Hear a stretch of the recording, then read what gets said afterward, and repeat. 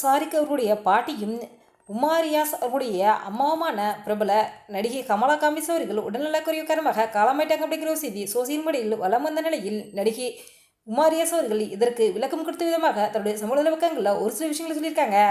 அதில் அவங்க என்ன சொல்லியிருக்காங்க அப்படிங்கிற முழு தகவலையும் இந்த வீட்டில் பார்க்கலாம். 80s 90s காலகட்டத்தில் தமிழ் சினிமாவில் முன்னணியாக வலம் வந்தவர்தான் நடிகை கமலா காமிஸ் அவர்கள். நடிகை கமலா காமிஸ் அவர்கள் 1971 வெளியான குடிசை என்ற திரைப்படத்தின் மூலமாக தமிழ் சினிமாவிற்கு நடிகையாக அறிமுகமானாங்க. அதன் பிறகு பல திரைப்படங்களில் நடிகை கமலா காமிஸ் அவர்கள் நடிச்சிருக்காங்க.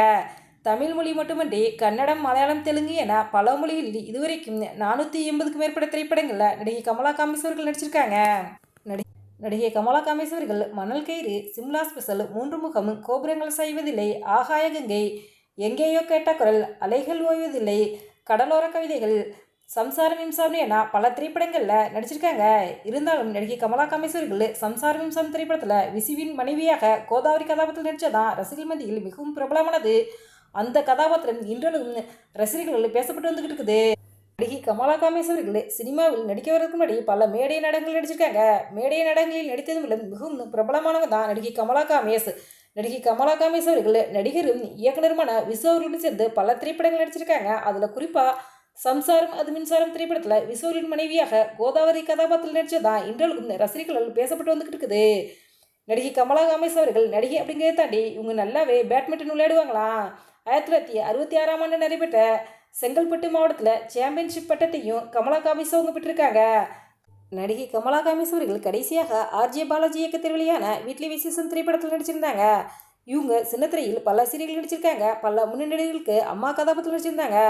கமலா காமிஸ் அவர்கள் 1976 மியூசிக் டைரக்டர் காமிஸ் என்பவரை திருமணம் செஞ்சுக்கிட்டாங்க. இவங்களுக்கு 2 மகள்கள் இருக்காங்க. ஒரு மகள் தான் உமாரியாஸ் அவர்கள்.